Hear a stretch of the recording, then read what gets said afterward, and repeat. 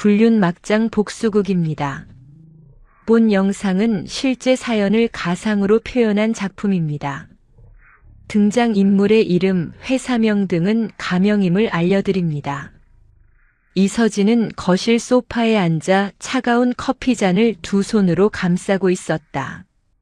시계 바늘이 밤 11시를 가리키고 있었지만 남편 박지훈은 여전히 집에 오지 않았다. 요즘 들어 더욱 늦어지는 귀가 시간, 핸드폰을 뒤집어 놓는 습관, 그리고 무엇보다 그녀를 바라보는 시선에서 사라진 따뜻함. 결혼 3년차 서진은 이미 남편의 마음이 어디로 향하고 있는지 짐작하고 있었다. 현관문이 열리는 소리와 함께 지훈이 들어왔다. 평소와 달리 그의 뒤로 시아버지 박태수와 시어머니 윤정숙이 함께 들어서는 모습에 서진은 미간을 찌푸렸다.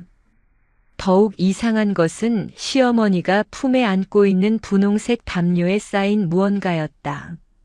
작은 것이 꿈틀거리며 희미한 울음소리를 내고 있었다. 어머니, 이게 뭐? 서진이 일어서려는 순간 담요 속에서 또렷한 아기 울음소리가 터져나왔다. 서진의 심장이 쿵 내려앉았다. 시어머니의 표정은 어둡고 무거웠고 시아버지는 그녀를 똑바로 쳐다보지 못하고 있었다. 그리고 지훈은 죄책감과 두려움이 뒤섞인 얼굴로 벽만 바라보고 서 있었다. 앉아, 서진아. 시아버지의 목소리는 평소보다 낮고 무거웠다. 서진은 다리에 힘이 빠져 다시 소파에 주저앉았다. 시어머니가 아기를 더 꽉 안으며 입을 열었다. 이 아이는 지훈이의 아이야. 세상이 멈춘 것 같았다. 서진의 귓가에서는 윙윙거리는 소리만 들렸고 눈앞이 하얗게 변했다. 아기의 울음소리만이 적막한 거실을 가득 채우고 있었다. 그 여자, 최미란이라고 하나. 그년이 아이를 낳고는 키우기 싫다며 우리 집 앞에 버리고 갔어. 시아버지의 말이 이어졌다. 병원에서 확인해 보니 확실히 지훈이의 아이가 맞더라고. 서진은 남편을 바라봤다. 지훈은 여전히 고개를 들지 못하고 있었다. 그 모습만으로도 모든 것이 사실임을 알 수 있었다. 3년간 아이가 없어서 눈치를 봐야 했던 서진에게 남편은 다른 여자에게서 아이를 만들어 놓았던 것이다.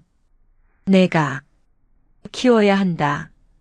시아버지의 말이 마지막 일격이었다. 이 아이는 우리 박가의 혈육이야. 버릴 수는 없어. 그리고 너는 지훈이의 아내이고. 시어머니가 아기를 서진 앞으로 내밀었다. 받아, 서진아. 어쩔 수 없는 일이야. 이 아이에게는 죄가 없잖니. 서진은 떨리는 손으로 아기를 받았다. 담요를 살짝 걷자 갓난아기의 작은 얼굴이 드러났다. 아기는 울음을 멈추고 그녀를 바라봤다. 그 순간 서진의 가슴이 미어지는 것 같았다. 아기에 대한 연민과 동시에 이 아이가 존재한다는 것 자체가 자신의 인생이 얼마나 철저히 무너졌는지를 보여주는 증거였기 때문이었다. 지훈이 마침내 입을 열었다. 미안해, 서진아. 정말 미안해. 하지만 이 아이는 닥쳐. 서진의 목소리는 차갑고 조용했다. 그녀는 천천히 고개를 들어 남편을 바라봤다. 한마디도 하지 마. 그 순간 서진의 마음속에서 무언가가 완전히 부서지는 소리가 났다. 동시에 다른 무언가가 자라나기 시작했다.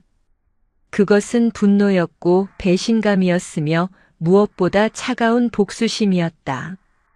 아기를 품에 안은 채 서진은 조용히 말했다. 내가 이 아이를 키운다면.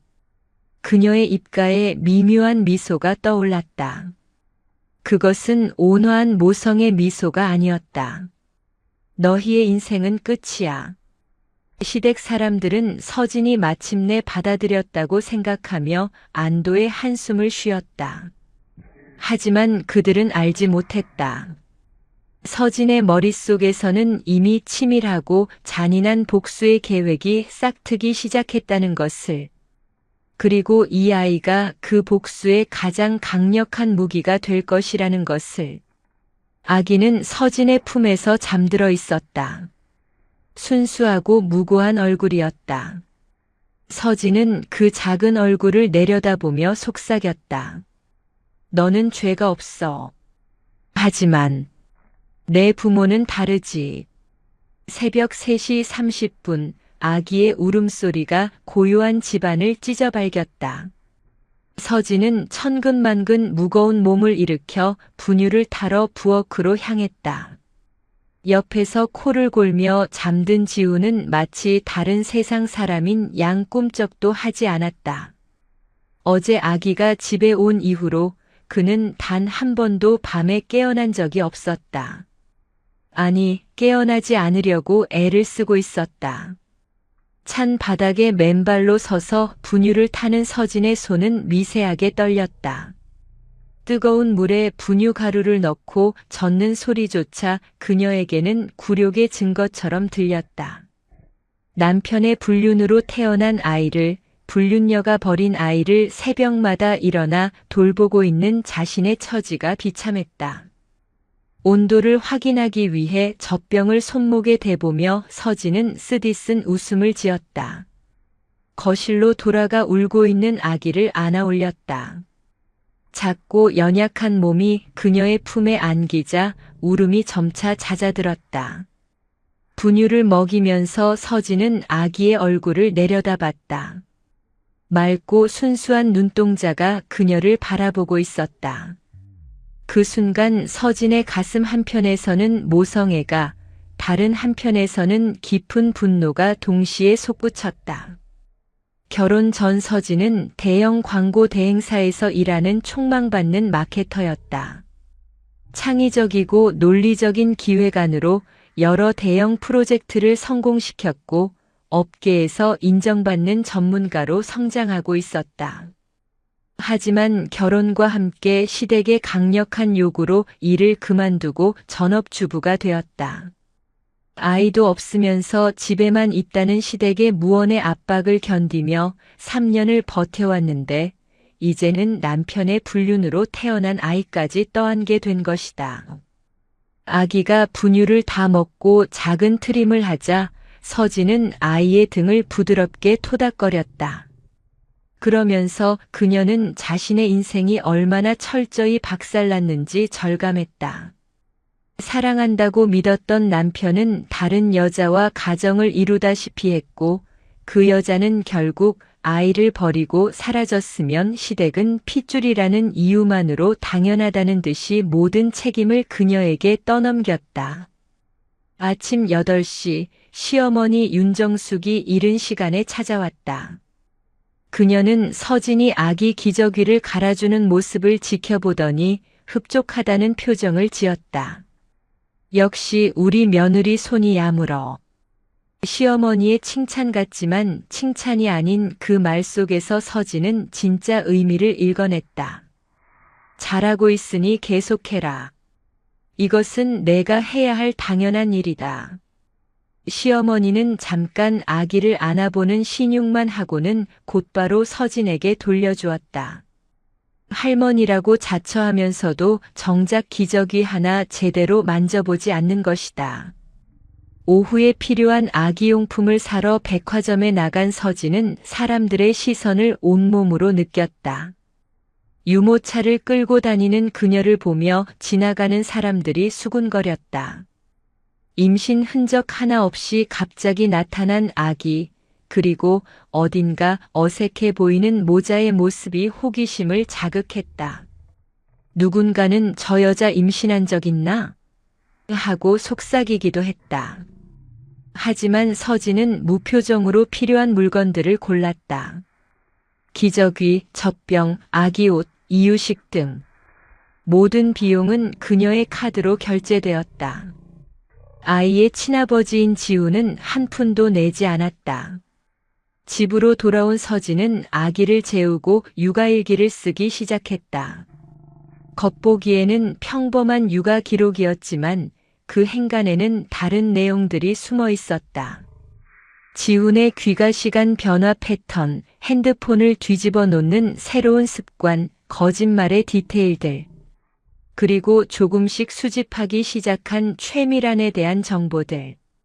그녀의 직업, 거주 지역, 자주 가는 장소, 인맥 관계까지. 밤 11시가 넘어서야 지훈이 돌아왔다. 술 냄새와 함께 낯선 향수 냄새가 그에게서 풍겼다. 서진은 아기를 재우고 있는 척하며 남편의 모든 행동을 관찰했다. 지훈은 소파에 누워있는 아기를 힐끔 보더니 마치 뜨거운 것을 본 듯 시선을 돌렸다. 그리고는 아무 말 없이 침실로 들어가 버렸다. 그 아이가 자신의 잘못을 증명하는 살아있는 증거라는 듯이. 아빠라니까. 서진이 조용히 중얼거렸지만 지우는 듣지 못했다. 아니, 듣고도 모른 척했을 것이다. 주말이 되자 상황은 더욱 적나라하게 드러났다. 지우는 평소보다 더 일찍 골프를 간다며 집을 나섰고 시댁 식구들은 손자를 보러 왔다가 서진에게만 온갖 지시사항을 전달했다. 분유 타는 법, 기저귀 갈아주는 법, 목욕시키는 법 등을 가르쳐준다며 간섭했지만 정작 직접 손을 대지는 않았다.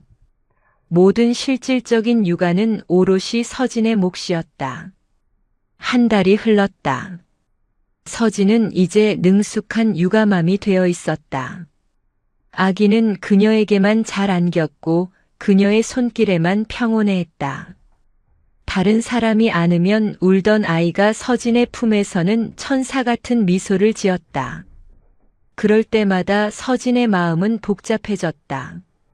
진짜 모성애와 복수심이 뒤엉켜 그녀의 감정을 혼탁하게 만들었다. 밤마다 아기를 재운 후 서진은 육아일기장의 마지막 페이지들을 펼쳤다. 그곳에는 지훈의 세세한 행동 패턴, 최미란의 신상 정보, 그리고 점점 구체화되어가는 복수 시나리오들이 정교하게 기록되어 있었다. 그녀는 매일 밤 그 계획들을 다듬고 보완해 나갔다.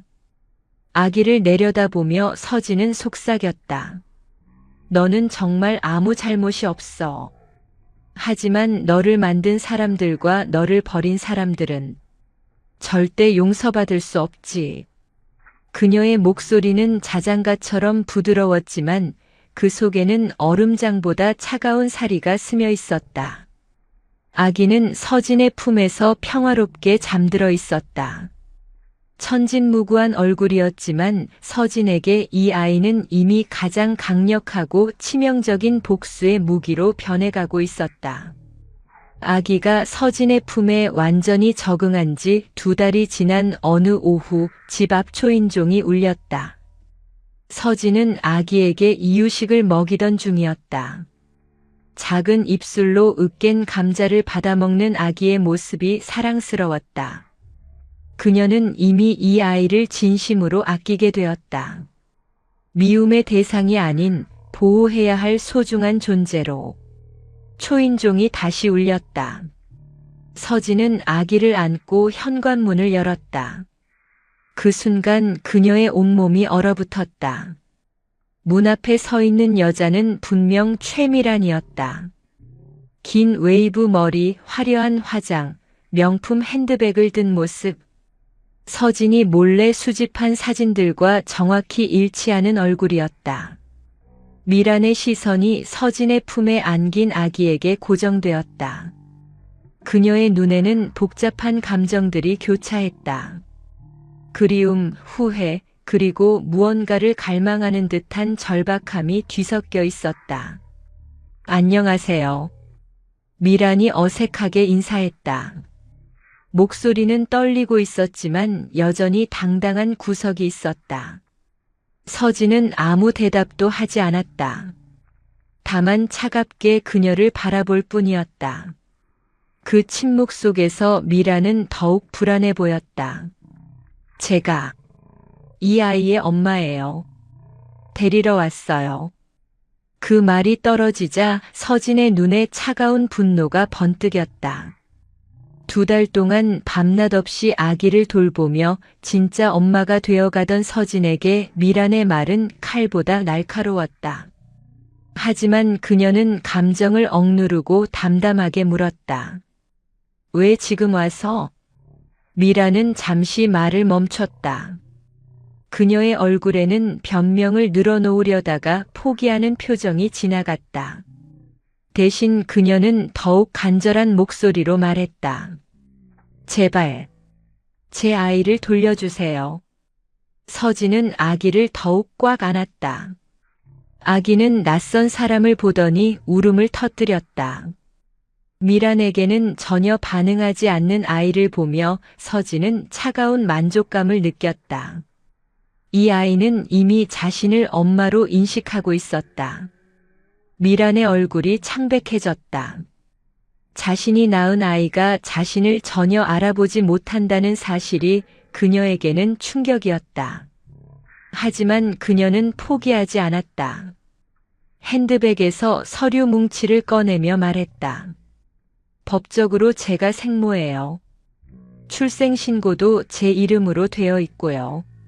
서진은 그 서류들을 힐끔 보았다. 확실히 최미란의 이름으로 된 출생증명서와 각종 서류들이었다. 하지만 그녀는 전혀 동요하지 않았다. 오히려 입꼬리에 미묘한 미소가 떠올랐다. 그래서요? 당신이 이 아이를 버렸잖아요. 미란의 얼굴이 일그러졌다. 서진의 말이 사실이었기 때문이다. 그녀는 지훈과의 관계가 복잡해지자 아이를 짐으로 여기고 버렸던 것이다. 하지만 이제 와서 아이가 그리워졌다. 아니, 정확히는 지훈을 완전히 되찾기 위해 아이가 필요해졌다. 사정이 있었어요. 그때는 어쩔 수 없었다고요. 서진의 눈빛이 더욱 차갑게 변했다. 이 여자는 아직도 자신이 무슨 일을 했는지 제대로 모르고 있었다. 남의 가정을 파괴하고 아이를 낳고서는 버렸으면서도 여전히 당당했다. 어쩔 수 없었다고요?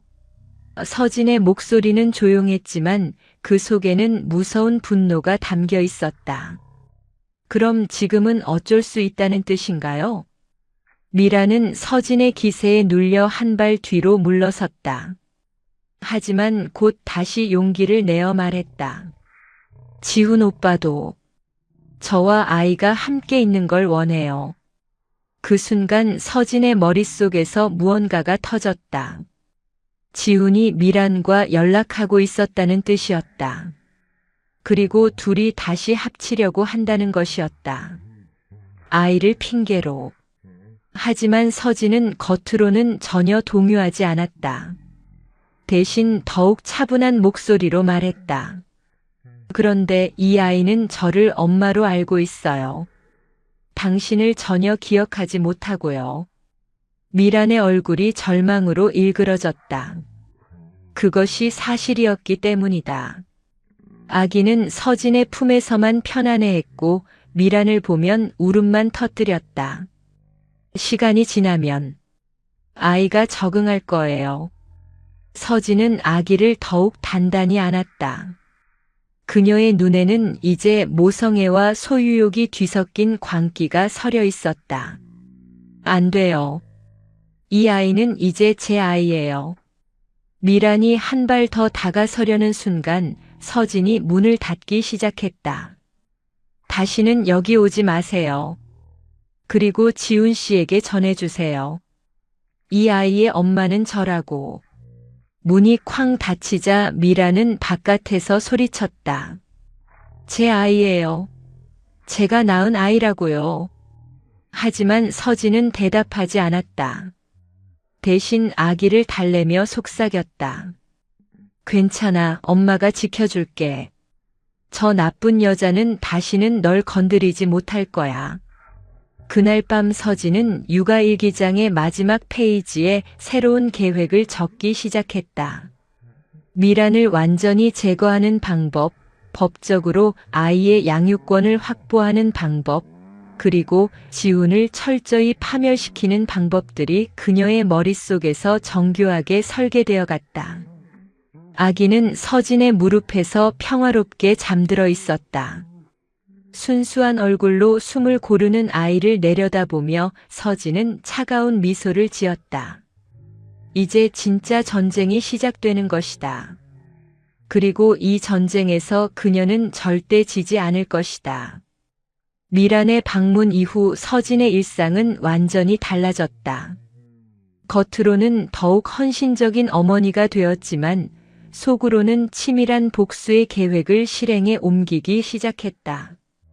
아기를 돌보는 모든 순간이 이제는 무기를 벼리는 시간이 되었다. 새벽 수유 시간마다 서진은 아기에게 속삭였다. 사랑한다는 말들, 지켜주겠다는 약속들. 하지만 그 말들 사이사이에는 다른 메시지들이 숨어 있었다. 아기를 자신의 소유물로 만들어가는 세뇌의 과정이었다. 아이는 점점 서진에게만 의존하게 되었고 다른 사람들이 안으려 하면 심하게 울어댔다. 오후에 동네 카페에서 다른 육아맘들과 만났을 때도 서진은 완벽한 연기를 펼쳤다. 아기를 사랑스럽게 돌보는 모습, 다른 엄마들에게 육아 조언을 구하는 모습, 때로는 육아의 어려움을 토로하는 모습까지. 모든 것이 자연스럽고 진실해 보였다. 정말 예쁘네요. 몇 개월이에요? 옆 테이블에 젊은 엄마가 물었다. 10개월이에요. 정말 손이 많이 가서 힘들어요. 서진의 대답은 진심 어린 것처럼 들렸다. 하지만 그녀의 머릿속에서는 다른 계산들이 돌아가고 있었다.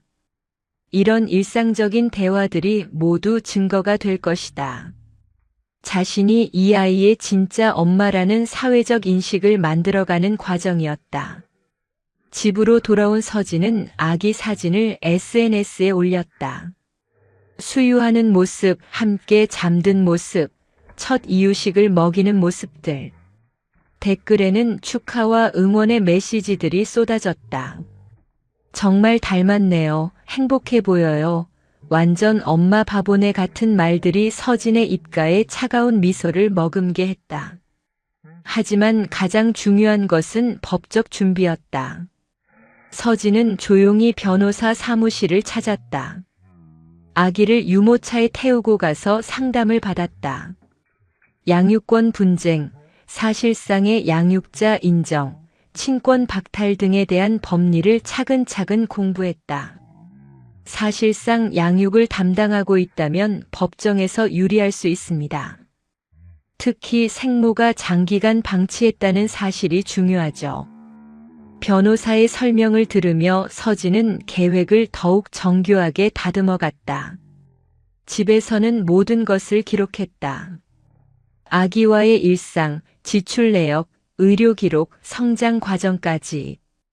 육아일기는 이제 법적 증거 자료집이 되었다. 미란이 한 번도 아기를 돌보지 않았다는 사실, 지훈조차 제대로 된 아버지 역할을 하지 않는다는 사실들이 꼼꼼히 기록되었다. 지훈과의 관계도 전략적으로 관리했다. 그가 집에 늦게 들어와도 더 이상 따지지 않았다. 대신 그의 무관심과 무책임함을 조용히 기록해 두었다. 아기가 아플 때 병원에 데려가지 않는 것, 기저귀 한 번 갈아주지 않는 것, 심지어 아이 이름도 제대로 부르지 않는 것까지. 여보, 오늘 아기 예방접종 받았어요. 어느 날 저녁 서진이 말했다. 지우는 TV에서 시선을 떼지도 않고 대답했다. 그래, 수고했어. 함께 갔으면 좋았을 텐데요. 바빠서 못 갔잖아. 너 혼자서도 잘하니까. 그 대화는 서진의 핸드폰에 몰래 녹음되었다. 지훈의 무관심을 증명하는 또 하나의 증거였다. 한편 서진은 미란에 대한 정보 수집도 게을리하지 않았다. 그녀의 직장, 생활 패턴, 교우 관계까지 샅샅이 파악했다. 미란이 아이를 버린 후 클럽에서 놀고 다닌 사실, 다른 남자들과 만난 사실들도 알아냈다. 이 모든 것들이 나중에 그녀의 모성을 부정하는 증거가 될 것이었다. 아기가 밤에 울 때면 서진은 더욱 다정하게 달랬다. 다른 사람들이 보는 앞에서는 특히 그랬다. 시어머니가 왔을 때도 이웃들 앞에서도 병원에서도 모든 사람들이 서진을 이 아이의 진짜 엄마로 인식하도록 만들었다. 우리 며느리가 정말 아이를 잘 키우네. 시어머니의 말에 서진은 겸손하게 웃었다. 당연한 일인걸요. 제 아이인데요. 그 말은 진심이었다. 이제 서진에게 이 아이는 정말로 자신의 아이였다. 피는 섞이지 않았지만 사랑과 헌신으로 이어진 진짜 모자 관계였다. 아니, 적어도 서진은 그렇게 믿고 있었다. 하지만 동시에 그녀는 차가운 계산도 하고 있었다. 이 아이를 통해 지훈과 미란을 완전히 파멸시킬 수 있다는 것. 법적으로, 사회적으로, 감정적으로 그들을 무너뜨릴 수 있는 가장 강력한 무기가 바로 이 아이라는 것. 밤마다 아기를 재우며 서진은 속삭였다. 엄마가 널 지켜줄게. 아무도 우리를 떼어놓을 수 없어. 그리고 조금 더 낮은 목소리로 덧붙였다. 그 사람들이 널 버렸을 때 엄마만이 널 받아줬어. 이제 그 대가를 치르게 할 시간이야. 아기는 서진의 품에서 평화롭게 잠들어 있었다. 순수한 얼굴, 믿음 가득한 표정. 이 아이는 자신을 둘러싼 복잡한 음모와 복수의 계획들을 전혀 모르고 있었다. 다만 엄마라고 믿는 사람의 품에서 안전함을 느낄 뿐이었다. 서진의 사랑은 진짜였다. 하지만 그 사랑은 순수하지 않았다. 모성애와 소유욕, 보호 본능과 복수심이 뒤섞인 복잡하고 어둠한 감정이었다. 그리고 그 감정이 앞으로 일어날 모든 비극의 씨앗이 되고 있었다. 아기가 생후 11개월이 되던 날, 서진은 본격적인 복수의 첫 단계를 실행에 옮겼다. 그녀가 몇 달 동안 수집한 증거들이 마침내 빛을 발할 때가 온 것이다. 완벽한 어머니라는 가면 뒤에서 그녀는 지훈과 미란을 사회적으로 매장시킬 치밀한 계획을 시작했다. 먼저 타겟은 지훈의 직장이었다. 서진은 그가 다니는 대형 로펌의 내부 상황을 면밀히 조사했다. 보수적인 분위기, 도덕성을 중시하는 기업 문화, 그리고 무엇보다 최근 성희롱 사건으로 인해 더욱 민감해진 직장 내 분위기까지. 모든 것이 서진의 계획에 유리했다. 어느 월요일 아침 서진은 평소와 다름없이 지훈을 배웅했다. 하지만 그가 회사에 도착할 무렵 그의 직장 동료들과 상사들에게는 익명의 이메일이 도착했다. 제목은 간단했다. 박지훈 변호사의 불륜과 무책임한 행태에 대하여. 이메일에는 지훈과 미란의 사진들이 첨부되어 있었다. 호텔 앞에서 포옹하는 모습, 레스토랑에서 키스하는 모습, 그리고 임신한 미란과 함께 병원에 가는 모습까지. 모든 사진들은 날짜와 시간이 명확히 기록되어 있었고, 특히 지훈이 결혼한 상태에서 벌인 일들임이 강조되어 있었다. 더욱 충격적인 것은 아기를 버린 후의 미란의 행적이었다. 클럽에서 다른 남자들과 어울리는 사진, SNS에 올린 파티 사진들, 그리고 아이에 대한 언급은 단 한 번도 없는 소셜미디어 활동 내역까지. 서진은 이 모든 것을 체계적으로 정리해서 제공했다. 이메일의 마지막 부분에는 더욱 가슴 아픈 내용이 적혀 있었다. 현재 그 아이가 합법적인 아내에 의해 양육되고 있으며 친아버지인 지우는 아이에게 전혀 관심을 보이지 않는다는 사실. 양육비 한 푼 되지 않으면서도 회사에서는 가정적인 남편 행세를 하고 있다는 위선적인 모습까지. 그날 오후 지훈의 핸드폰에는 연신 전화가 걸려왔다.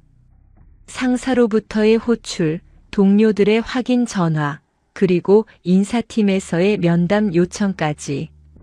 지훈은 회사에서 집으로 돌아오는 내내 창백한 얼굴을 하고 있었다.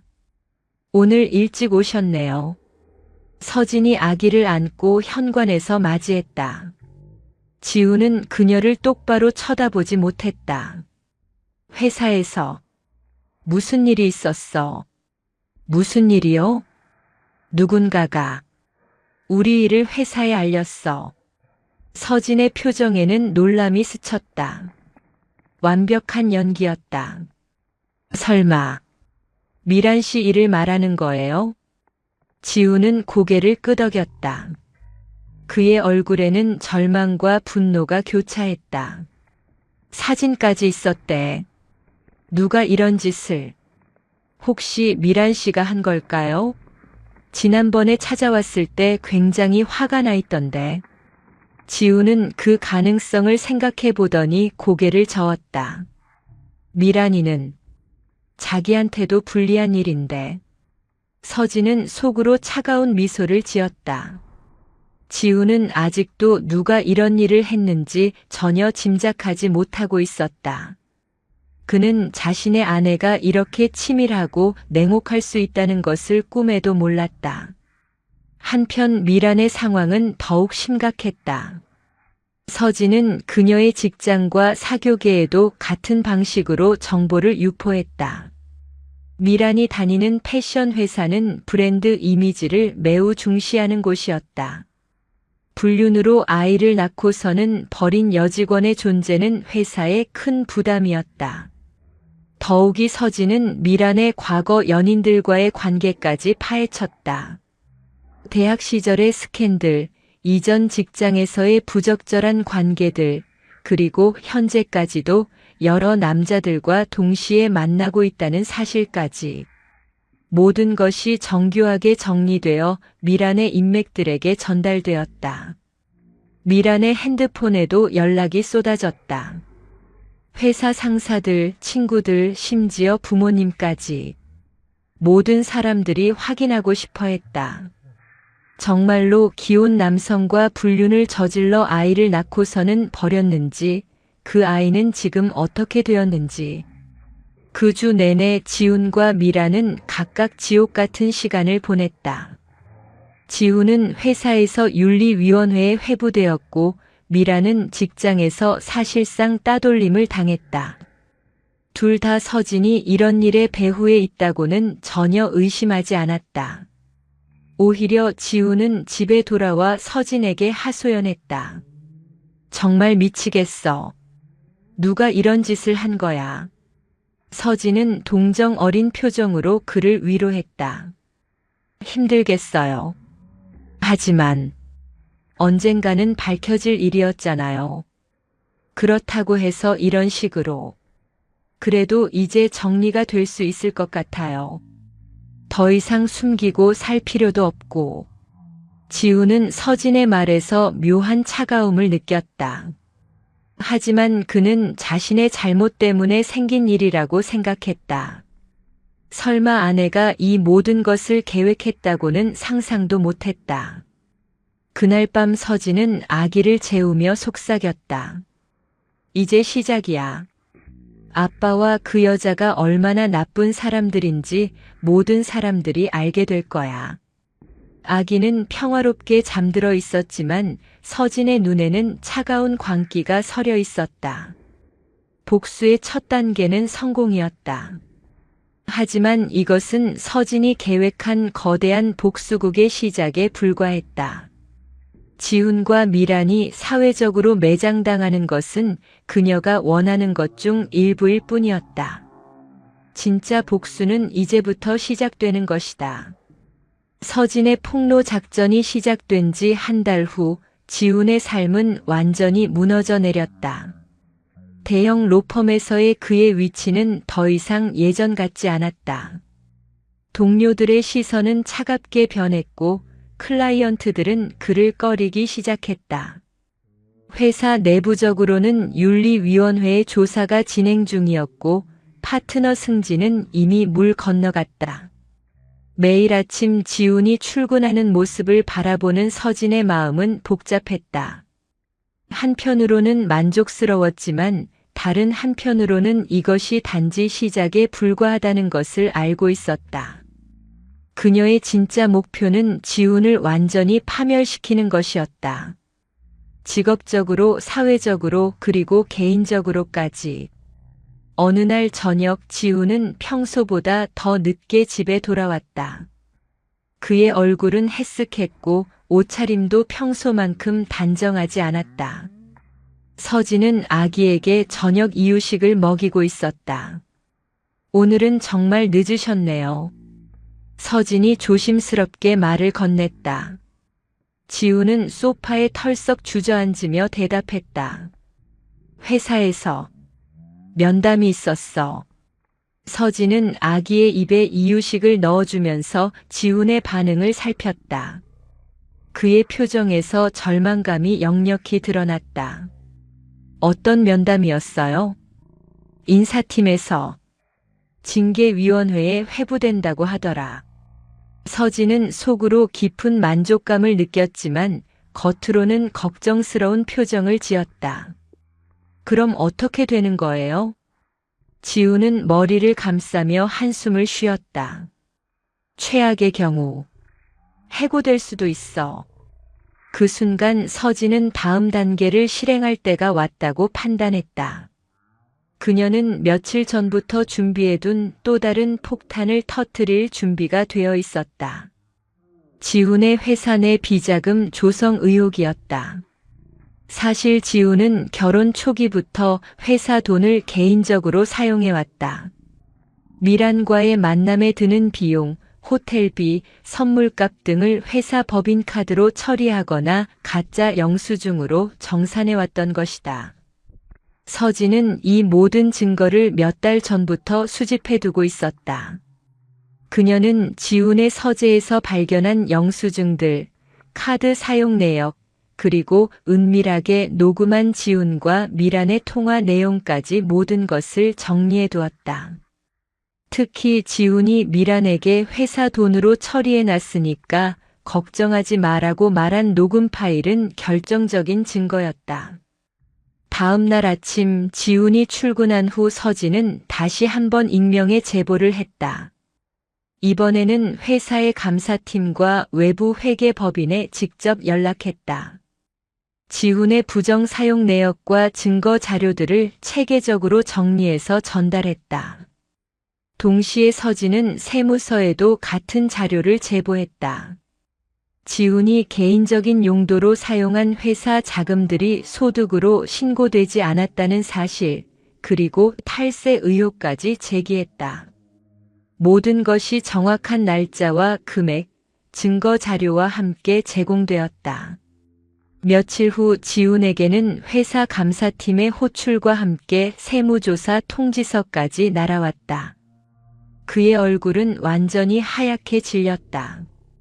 불륜 스캔들만으로도 힘든 상황에서 이제는 횡령과 탈세 의혹까지 더해진 것이다.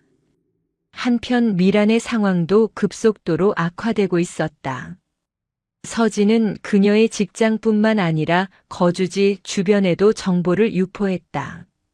아파트 관리사무소, 동네 상인들, 심지어 그녀가 다니는 헬스클럽까지. 미란이 어디를 가든 사람들의 수군거림과 시선을 피할 수 없게 만들었다. 더욱 치밀한 것은 미란의 가족들에게까지 연락한 것이었다. 서진은 미란의 부모님과 형제들에게 그녀의 행적을 상세히 알렸다. 기혼 남성과의 불륜, 아이를 낳고서는 버린 사실, 그리고 현재까지도 그 남성과 관계를 지속하려 한다는 사실까지. 미란의 어머니로부터 걸려온 전화는 그녀를 완전히 무너뜨렸다. 평생 자랑스러워했던 딸이 이런 추악한 일을 저질렀다는 충격, 그리고 손자까지 버렸다는 사실에 대한 분노가 전화기 너머로 전해졌다. 그 주말 지우는 집에서 거의 나오지 않았다. 회사에서는 정직 처분이 내려졌고 세무조사는 본격적으로 시작되었다. 그의 통장은 압류되었고 변호사로서의 자격도 위험한 상황이 되었다. 서진은 이 모든 상황을 지켜보며 아기를 더욱 애정 깊게 돌봤다. 아이 앞에서 그녀는 여전히 자상한 어머니였다. 하지만 아기가 잠든 후에는 다음 단계의 복수를 계획했다. 아빠가 얼마나 나쁜 사람인지 이제 모든 사람들이 알고 있어. 잠든 아기에게 서진이 속삭였다. 하지만 이건 아직 시작일 뿐이야. 진짜 복수는 이제부터야. 지우는 거실 소파에 앉아 머리를 감싸고 있었다. 그의 인생은 완전히 망가져 있었다. 하지만 그는 아직도 이 모든 것의 배후에 자신의 아내가 있다는 사실을 전혀 모르고 있었다. 서진은 여전히 그에게 위로와 지지를 보내는 착한 아내였으니까. 서진의 복수는 이제 절정을 향해 치달아가고 있었다. 지훈과 미란이 사회적으로 매장당하는 것은 그녀의 계획 중 일부에 불과했다. 더 큰 파멸이 그들을 기다리고 있었다. 미란의 삶이 완전히 무너진 것은 서진의 마지막 카드가 공개된 후였다. 그녀는 미란을 단순히 사회적으로 매장시키는 것으로는 만족하지 않았다. 법적으로, 감정적으로, 그리고 존재 자체를 부정당하도록 만들고 싶었다. 특히 아이와 관련된 모든 권리를 박탈하는 것이 서진의 최종 목표였다. 미란이 다니던 패션 회사에서는 이미 그녀를 정리해고 대상으로 분류했다. 브랜드 이미지에 악영향을 준다는 이유였다. 하지만 서진은 여기서 멈추지 않았다. 그녀는 미란의 과거를 더 깊이 파헤쳤다. 대학 시절의 스캔들, 이전 직장에서의 부적절한 관계들, 그리고 현재까지도 여러 남자들과 동시에 만나고 있다는 사실까지.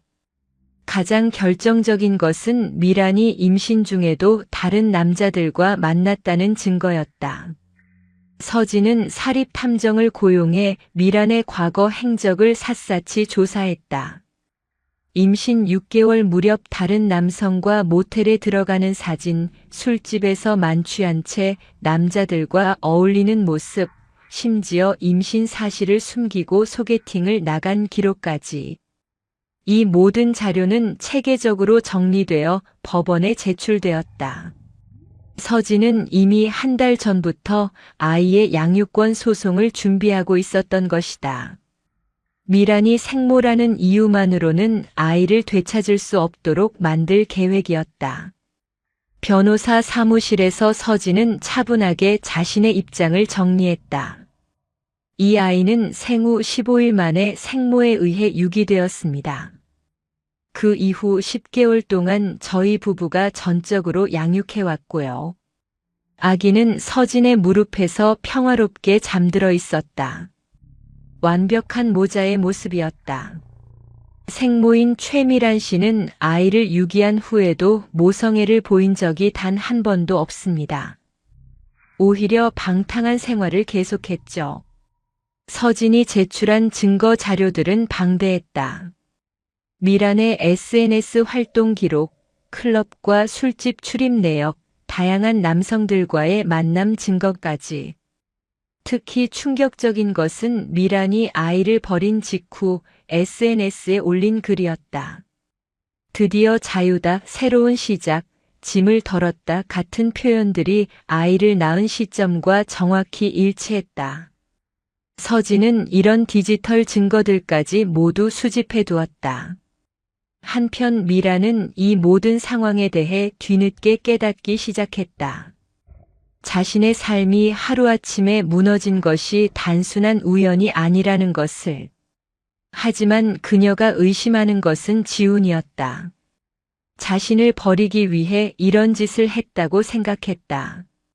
미라는 지훈에게 필사적으로 연락했다. 하지만 지훈 역시 자신의 상황이 급박해 그녀를 돌볼 여유가 없었다. 횡령과 탈세 수사가 본격화되면서 그는 거의 집에 틀어박혀 있었다. 절망에 빠진 미라는 마지막 카드로 서진을 직접 찾아갔다. 이번에는 혼자가 아니라 변호사와 함께였다. 그녀는 법적 수단을 동원해서라도 아이를 되찾겠다는 의지를 보였다. 제 아이를 돌려주세요. 미란의 목소리는 절박했다. 서진은 아기를 품에 안고 차분하게 대답했다. 당신 아이가 아니에요.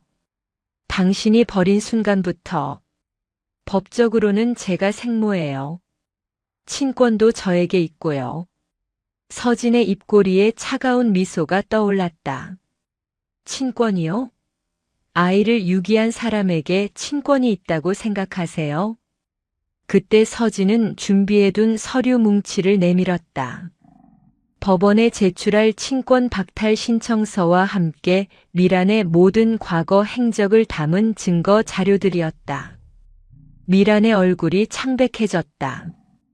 그 서류들 속에는 자신도 잊고 있던 과거의 일들까지 상세히 기록되어 있었다. 누가 이렇게 자신을 조사했는지, 그리고 왜 이런 일이 벌어지고 있는지 이제야 깨닫기 시작했다. 당신이 이 모든 걸 했어요? 미란이 떨리는 목소리로 물었다. 서진은 대답 대신 아기를 더욱 꽉 안았다. 이 아이는 제가 키웠어요. 밤낮 없이 돌보고 아플 때 간병하고 사랑으로 키웠어요. 당신은 그냥 낳기만 했을 뿐이죠. 하지만 뭐요? 당신이 이 아이에게 해준 게 뭐가 있어요? 버린 것 말고. 미라는 더 이상 할 말이 없었다. 법적으로는 생모이지만 실질적으로는 아무것도 한 것이 없었다. 오히려 서진이 제시한 증거들이 모두 사실이었다. 며칠 후 법원에서는 친권 박탈 심판이 열렸다. 서진이 준비한 증거들은 압도적이었다. 미란의 아이 유기, 양육 포기, 부도덕한 행실, 그리고 모성의 부재까지. 모든 것이 그녀에게 불리하게 작용했다. 특히 결정적이었던 것은 아기의 반응이었다. 법정에서 미란이 아이를 안으려 하자 아기는 심하게 울어댔다. 반면 서진의 품에서는 천사처럼 조용했다. 누가 봐도 서진이 이 아이의 진짜 엄마처럼 보였다. 판결은 서진의 완승이었다. 미란의 친권은 박탈되었고 서진이 아이의 법적 보호자로 인정받았다. 미란은 아이와의 면접 교섭권조차 거부당했다. 법정을 나서는 미란의 뒷모습은 처참했다. 모든 것을 잃은 여자의 모습이었다. 직장, 사회적 지위, 가족들의 신뢰, 그리고 마지막 희망이었던 아이까지. 서진은 아기를 안고 미란을 바라보며 조용히 속삭였다. 내가 버린 아이가 널 끝장냈어. 미란은 그 말을 듣고 완전히 무너져 내렸다.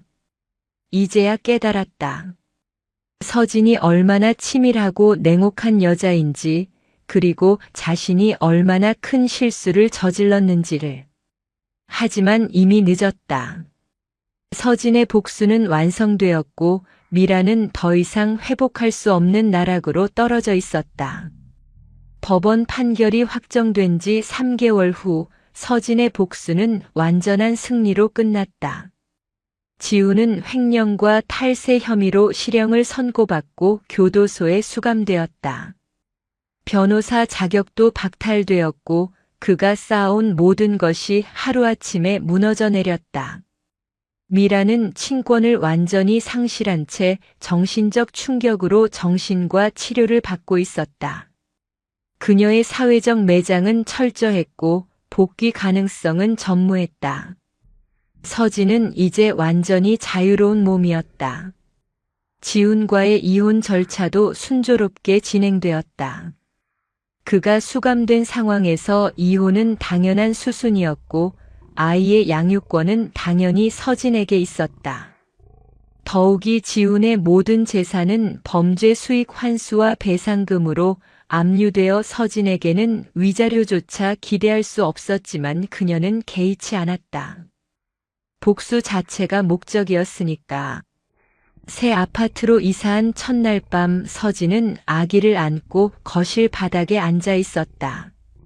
이제 생후 15개월이 된 아이는 서진을 보며 환하게 웃었다. 엄마라는 말을 막 배우기 시작한 아기의 목소리가 그녀의 가슴을 따뜻하게 만들었다. 이제 정말 우리만의 시간이야. 서진이 아기에게 속삭였다. 그녀의 목소리에는 더 이상 차가운 복수심이 아닌 진정한 모성애가 담겨 있었다. 복수를 완성한 후 서진은 놀랍도록 평화로워졌다. 마치 오랫동안 짊어졌던 무거운 짐을 내려놓은 기분이었다. 아기는 이제 완전히 서진의 아이였다. 법적으로도 감정적으로도 사회적으로도 그 누구도 이 모자를 떼어놓을 수 없었다. 지훈은 교도소에 있었고 미라는 정신적 붕괴로 일상생활조차 불가능한 상태였다. 서진과 아기만이 온전히 남아있었다. 새로운 동네에서 서진은 평범한 싱글맘으로 살기 시작했다. 이전에 치밀하고 냉혹했던 모습은 온데간데 없이 사라지고 아이를 위해 살아가는 자상한 어머니의 모습만 남았다. 동네 육아맘들과 자연스럽게 어울렸고 아기는 다른 아이들과 잘 놀았다. 아이 아빠는 어디 계세요? 가끔 호기심 많은 이웃들이 물어왔다. 서진은 담담하게 대답했다. 이혼했어요. 아이 아빠가 문제가 많은 사람이었거든요. 거짓말은 아니었다. 지훈은 정말로 문제가 많은 사람이었고 그 대가를 치렀을 뿐이었다. 복수를 마친 후 서진은 자신의 과거를 정리하기 시작했다. 그동안 수집했던 증거 자료들, 녹음 파일들, 사진들을 모두 소각했다. 육아일기장의 뒷부분에 적혀있던 복수 계획들도 모두 태워버렸다. 이제는 그런 것들이 필요 없었다. 대신 그녀는 아기와의 새로운 추억을 만들어가기 시작했다.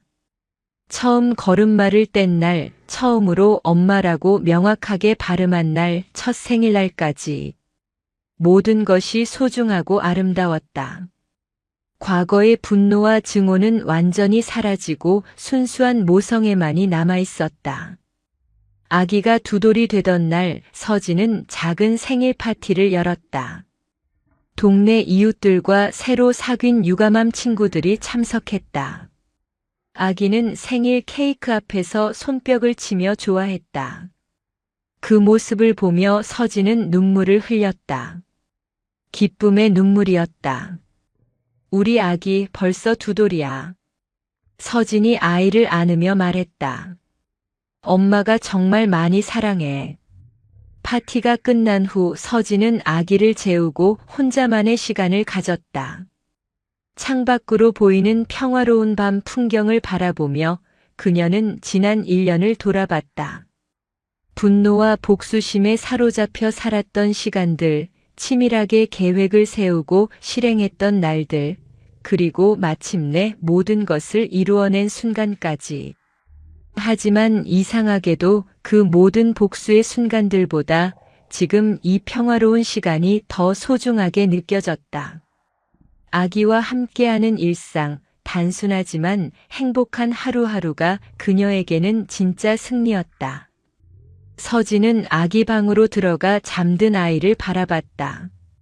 평화로운 얼굴로 잠든 아기의 모습이 천사 같았다. 그녀는 조용히 아이의 이마에 입맞춤을 하고 속삭였다. 너는 복수의 시작이었지만 이제 내 삶의 이유야. 그 말에는 더 이상 차가운 계산이나 복수심이 담겨 있지 않았다. 오직 순수한 사랑만이 있었다. 서진은 마침내 진정한 어머니가 되었고 아기는 진정한 딸이 되었다. 잿더미가 된 과거 위에서 그들의 새로운 삶이 시작되었다. 복수는 끝났고 사랑이 시작되었다. 지훈과 미란이 저지른 죄의 대가는 충분히 치러졌고 이제 서진과 아기에게는 평화로운 미래만이 남아 있었다. 밤이 깊어갈수록 서진의 마음은 더욱 평온해졌다. 복수라는 긴 터널을 지나 마침내 빛을 찾았다. 그리고 그 빛은 바로 아기였다. 복수의 도구에서 사랑의 이유로 변한 소중한 존재였다. 서진의 복수극은 이렇게 끝났다. 파멸과 절망이 아닌 새로운 시작과 희망으로. 이야기가 재미있었다면 구독과 좋아요 눌러주시고 주인공에게 응원의 댓글도 부탁드립니다.